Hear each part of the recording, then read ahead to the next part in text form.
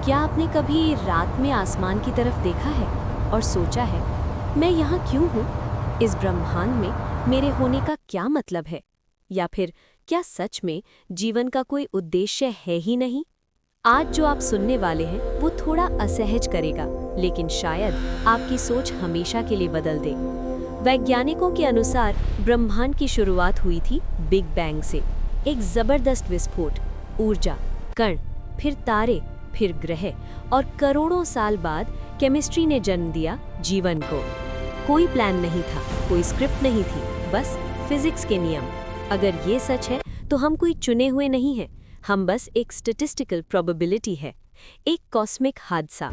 एवोल्यूशनिज्म के जनक Charles Darwin के अनुसार जीवन का मुख्य नियम है जीवित रहना और आगे बढ़ना। हमारा डर, हमारा प्यार, हमारी महत्वाकांक्षा सब सर्वाइवल के टूल्स हो सकते हैं। कुछ न्यूरो साइंटिस्ट्स तो ये भी कहते हैं कि मैं यानी सेल्फ असल में दिमाग की बनाई हुई कहानी है। अगर ऐसा है तो जीवन का उद्देश्य भी शायद दिमाग की बनाई हुई एक कहानी हो, ताकि हम टूट न जाएं। फिलोसोफर निक बॉस्ट्रम ने एक विचार दिया, सिमुलेशन हाइपोथेसिस। क्या पता हम एक एडवांस्ड कंप्यूटर सिमुलेशन में जी रहे हों? अगर ऐसा है तो शायद हमारा जीवन किसी और के लिए एक एक्सपेरिमेंट हो, या सिर्फ एक गेम। गेम के अंदर के कैरेक्टर का अपना कोई उद्देश्य होता है, या उद्देश्य सिर्फ प्लेयर का होता है?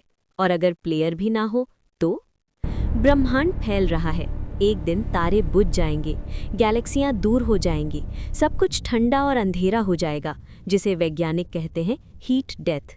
उस समय न कोई याद करेगा, न कोई कहानी बचेगी। ब्रह्मांड को हमसे कोई फर्क नहीं पड़ता। अब ध्यान से सुनिए, अगर ब्रह्मांड ने हमें कोई उद्देश्य नहीं दिया तो इसका मतलब क्या है?